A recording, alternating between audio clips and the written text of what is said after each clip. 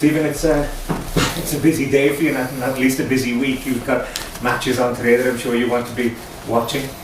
Can you bring us up to date with where you are in terms of injuries, who's in, who's out, etc.? Yeah. I think you're right. It is a busy day. I think, yesterday we felt today would be busier in terms of more players playing. But yesterday there was a lot of phone calls. Yesterday, the type of phone calls that you don't welcome. But I think probably in relation to 5 players, and I think, but overall, I think, hopefully a few will be okay. And obviously a couple have pulled out of the squad through no fault of their own, just unfortunate injuries. We've had Darragh Lenihan, of course, who got injured in training, a knee injury with Blackburn, and missed the game yesterday, so he's had to pull out. And obviously we got not great news probably in relation to Seamus Coleman yesterday, because obviously I was watching the game and immediately, I knew I seen him when he's chasing Aaron Connolly at the time actually, and just pulled up. So he seems to have a hamstring strain that will most likely rule him out. So is he coming over to be assessed? We'll have to see on that. I think the scan has revealed that he'll probably be most likely out. So I think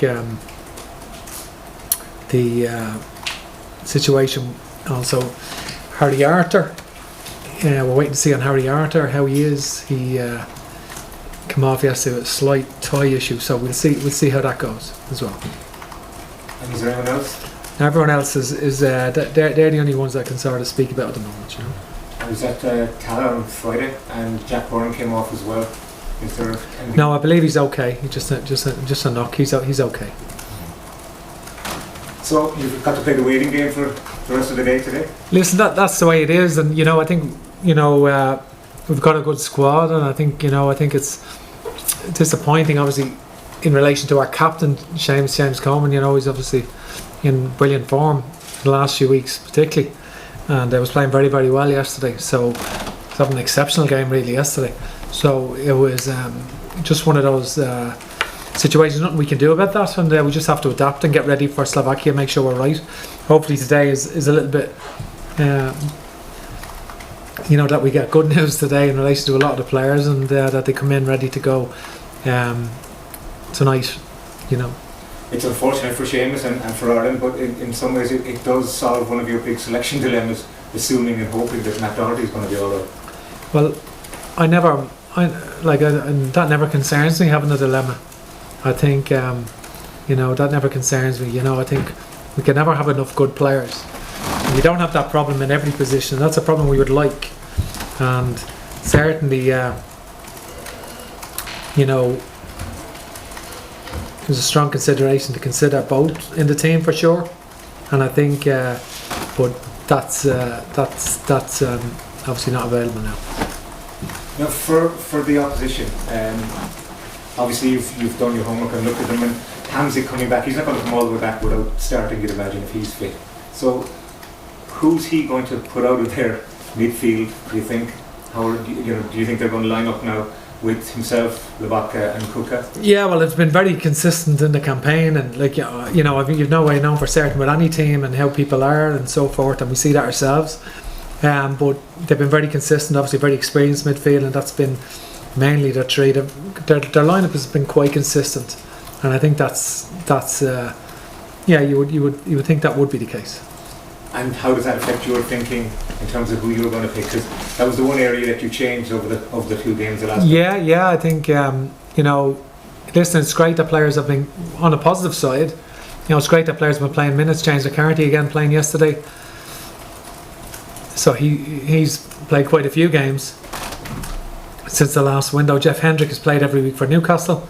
Conor Hurlahan has been playing every week for Aston Villa.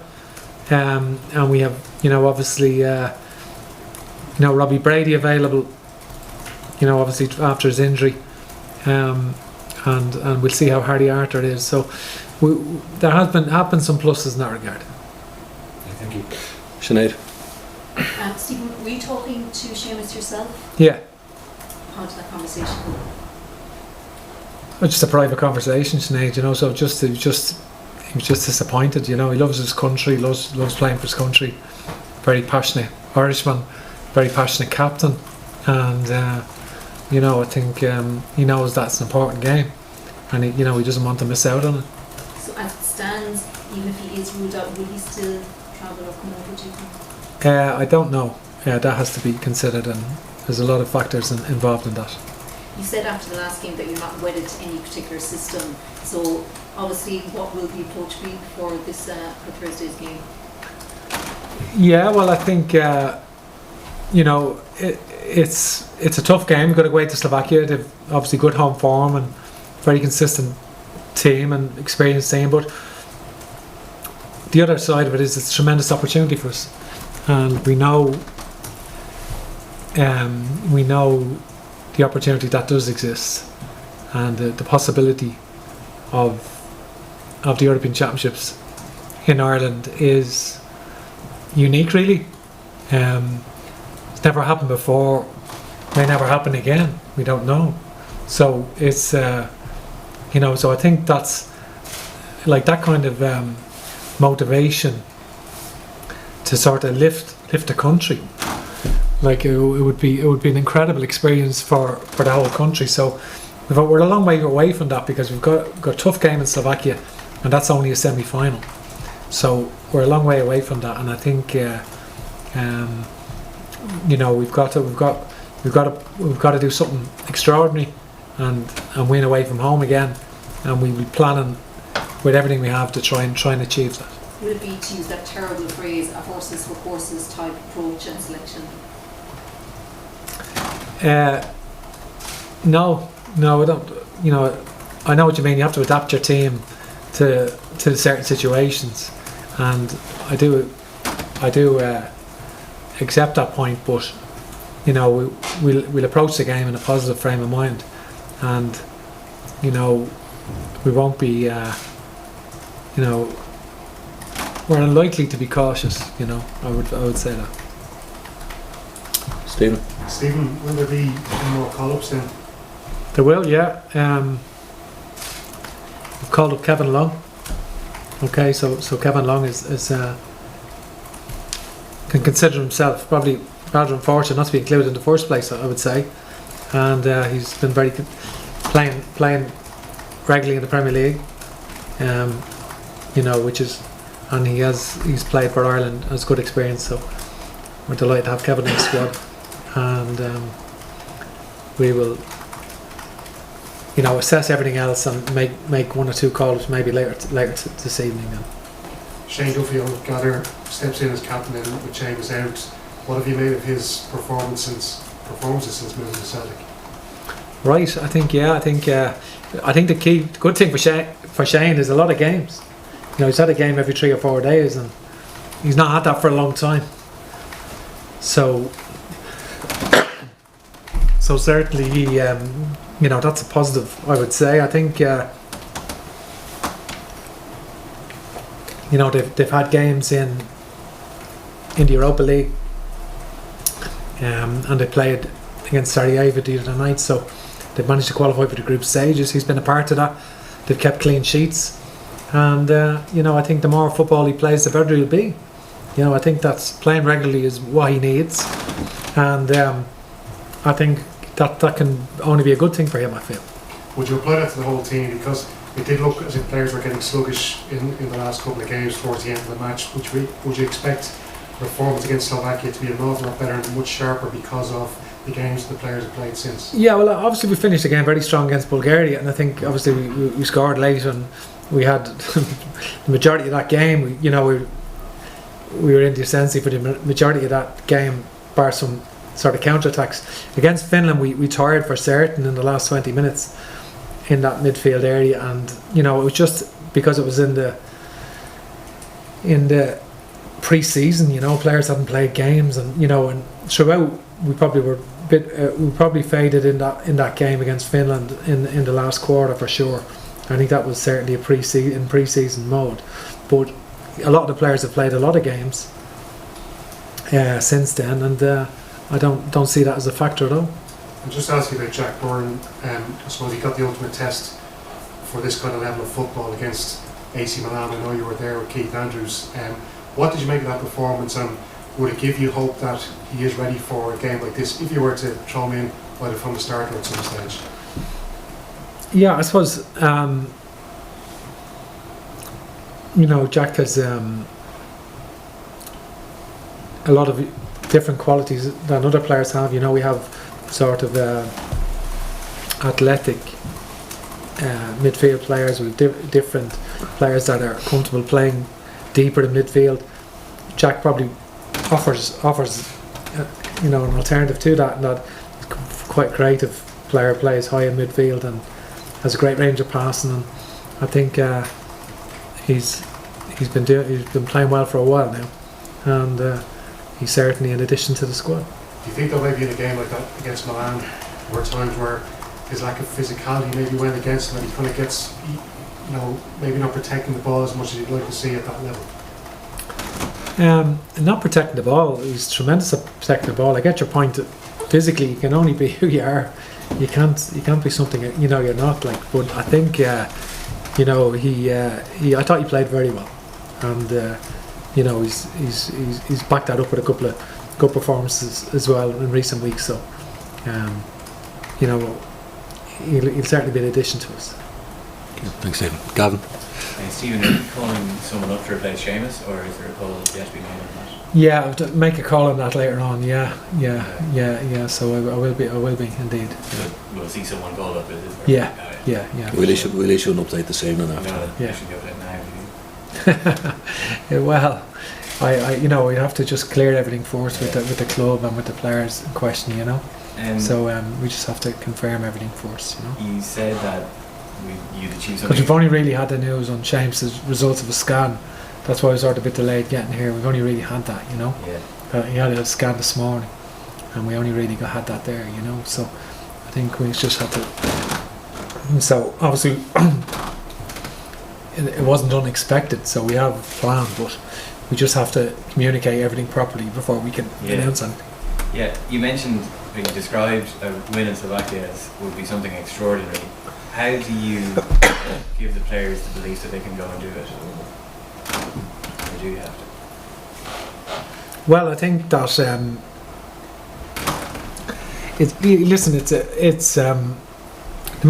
sorry, just for a second.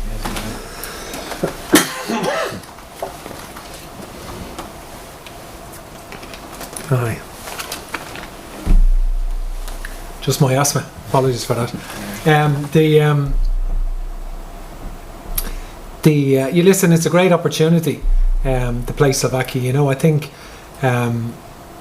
this game has been spoken about for a long time now, and I think it'll be great to actually the players will look forward to playing in it. The games in the Nations League, where obviously we had an opportunity to look at increasing our options in the forward areas, increasing the options in the midfield areas, and see what worked and didn't work. And we got a lot of positives from some of the things we worked on. Some areas that we definitely need to improve on, and I think this is a great game that everyone is really looking forward to. It's an incredible, it's a great opportunity, and I think the players themselves realise that. I think Slovakia will be highly motivated, of course. They're at home, and I think that there'll be an expectation there because they're home, and but I think from our point of view, we'll make sure that we're very, very well prepared, and that we're that we'll be ready to go. The fact, it's been a while since this group of players won a major game, competitive game away from home. It's probably the Wales game, 3 years ago now. The fact that we haven't done it in a while, is that a concern for you at all? It's not a concern for me, but there's nothing we can do about that. We can only approach it on its, on the game itself, on its merits. I don't think we can be preoccupied with.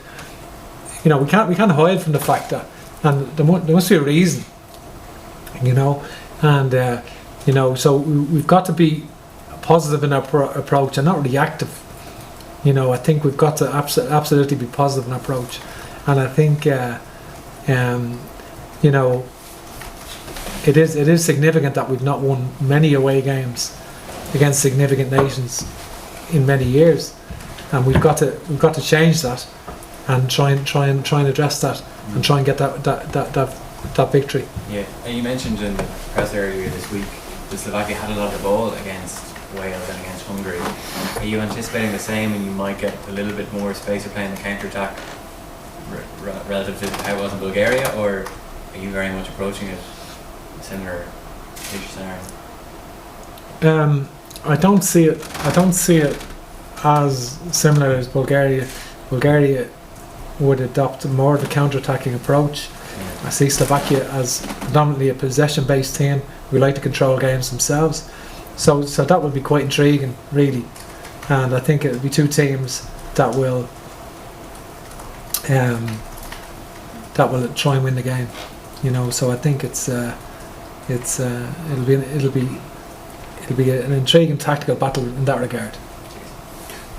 Stephen, you spoke before about this week about the Sunday games and Monday being effectively written off preparation-wise, Tuesday training. Just in terms of momentum for a team, which is always very important, and irrespective of the results for the last window, do you think you built a strong platform for the players to sort of hit the ground running when you hit training this week and in the build-up, a very short build-up to this game? Just give me the question. Do you feel like that the squad will come in, I suppose, and just completely ready to go with training and the build-up for what is a short build-up for this game? Yeah, well, I think you're right. It is a short build-up, and that's the nature of it. And listen, sometimes one or two players are playing on the games on Sunday. We're unusual that we've 11 players involved today, and I think that's Conor, for example, his match doesn't kick off till 7:15 tonight for Aston Villa, so that's quite unusual. I think tomorrow, Monday, becomes training day, very staggered with players. Some of the players who played Saturday, and a couple of players who haven't played it much at all, and then all of the players have played. So Tuesday becomes a critical training day for us, you know, in relation to, and we fly of course on Tuesday. So it's you're right. There's not much time to prepare, but that's not an excuse. We need to adapt, and that's the situation we're in. We're not complaining about that. That's where we are. We have to adapt, and I think we have to do in the meeting rooms and analysis, you know, and we speak to people individually on some of the roles and so forth. So I think we'll have clear instruction, and there will be no grey areas in relation to what's expected of anyone. And I think so. You're right. There are challenges, but that's one we have to adapt, and I think that's we will adapt. One thing you spoke about at the last window was the lack of cohesion to a certain extent in the defence. Seamus is a natural leader, essentially out of this one now. And in the Finland game, in the empty stadium, Darren Randolph's voice probably sounded like the loudest voice from the back unit. Would you like your defence to be a bit more vocal and offer a bit more leadership, or is that just each individual sort of the way they play the game? No, listen, I think I don't necessarily think we have to be more vocal. No, I don't see that as an issue at all. I think we've got a lot of experience in the back four, and as you say, with Darren Randolph in goal. So I don't really see that as an issue. I think we just have to make sure that we're not caught square, as we were for once or twice in the games, and make sure that we have ample cover. And I think that's something that we have to get right. And then just for me, just to build it up to what is essentially a cup final this week, how important is, I suppose, bravery for your own perspective from your senior players and essentially your goal scoring threats this week? Is that sort of would that be a theme of the week to build towards, of being brave? I don't know. Like I'm not. It's not something I'm essentially focusing on like that. I think I've no problems with the moral fibre or the courage of the players. They love playing for the country. They're very, very determined. They're proud Irishmen. They play for the national team is the pinnacle of their career. I think I see the point you're making. You're more about accepting responsibility on the pitch, and I get that. I see leadership in the group.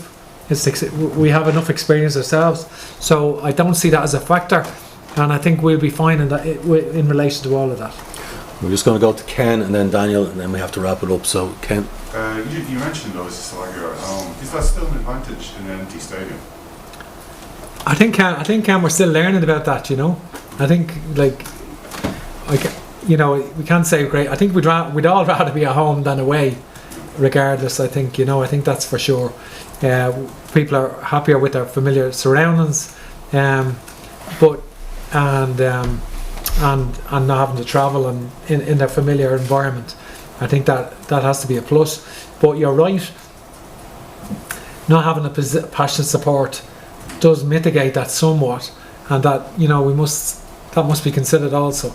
So I think it's a fair point. Well, what are your impressions about whether the fact that football's being played in empty stadiums now has had on the actual football? Like, you can see in Premier League, I think they've had record goal scoring weekends. You're like more goal scoring weekend than before, this sort of thing. Like, have you noticed any effect on the way the game is played from the fact that there's no crowd? Again, that's a quite a deep question, and I think it's that's a sort of an overview of football throughout Europe. Has it changed statistically? They say that there's more goals scored. If so, why is that so? I think that's interesting as a viewpoint, and how will that affect us? I suppose what I think of. My opinion of that as a whole is irrelevant. Do you know what I mean? It's the only important thing is that how will that affect us? I think it becomes relevant, and I think it doesn't really change us. We still have it's our ambition to try and control the game, and that's what we will do. Slovakia have other ideas. In most of their games, they've had 60-65% possession, so that would be a challenge in itself. Does the crowd affect the defending? Or affect the striker finishing in an empty stadium? I suppose those things are difficult to quantify, and but I'm not really focusing on that. I'm just thinking that we've a job to do. We know the opposition; they're a very good team. We're going to have to be exceptional ourselves, and I think we're just really focused on that. I think other factors we don't want them to sort of permeate the way we're thinking or sort of infiltrate sort of our thought process going into the game. We want to sort of just focus on the jobs that we have to do, and hopefully we can do that. Okay, just a quick one from McDara and then Daniel, and then we're out. So thank you. One-legged tie. You don't have much time to mention on the pitch, but will penalties be coming into your training during the couple of sessions? Will you be getting players to have a penalty shootout? It's something that we have to consider for sure. Yeah. I'm just reflecting on Thursday night. Your old club Dundalk qualified for the Europa League. How important do you think that is for Irish football and for the League of Ireland following in your team's footsteps? Yeah, it's great. It's great news, really. I think I'm absolutely thrilled for the players because they've had a tough season because of COVID, of course, and games behind closed doors, and the league being cancelled. The league been shortened then for a very small number of games this year. Because of the season, and that's affected them. So many of them out of contract, and the uncertainty around that. So for them to get to the group stage is absolutely brilliant, and that was the ambition, and of the club, and that's been important for their seeding over the last number of years has helped, and I think the players did fantastically well. To get through, and they have a great group to look forward to now, and I wish them well. Last one, Daniel. We spoke to you last week about Seamus Coleman. You made a reference to a leadership group. I don't know, were you speaking generally, or do you actually have like a leadership group that you are interacting with as a management team?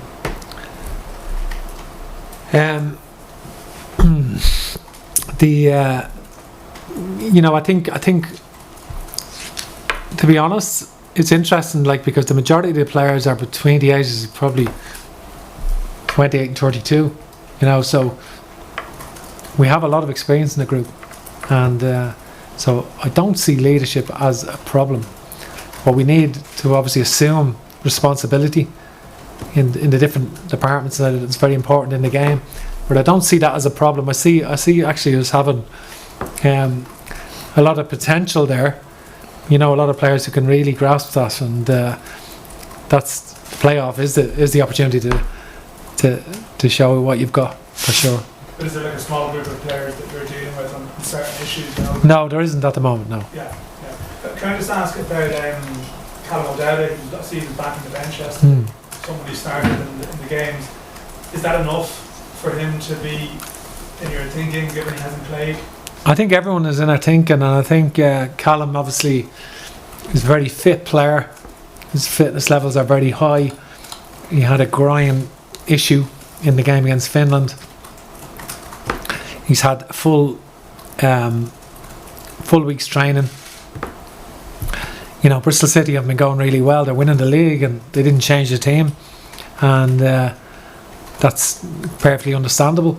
I think he's been, you know, trained a full week, and he'll get a few days training now with us. So I'm sure he'll be in consideration. Yeah, absolutely. Just last one, sorry. With Aaron Connolly, are you set on him being sort of the left of a front three?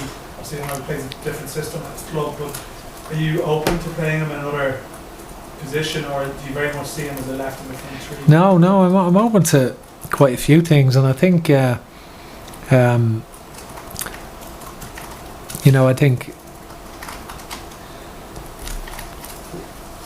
you know, he essentially, he's a centre forward. He's grown up as a centre forward, and I'm sure that's where he sees himself. And I think, you know, you know, I'm certainly not questioning that. That's where he scored his goals. I think he played on the left wing for the under-21 team with great success, because we had quite a few centre forwards and we're trying to accommodate players. And I think pace is important in international football, and Ireland has that, and that's a great asset to us. We want to, you know, that's important. I've played him on the right, I've played him on the left, and I've played him as centre forward. So when he's playing in a wider area, he's happier coming off the left than the right. But I think long term, you know, he most likely will be a centre forward, Aaron, for sure. But we've got to maximise the talent that we have in the team, and that's what we look at, you know.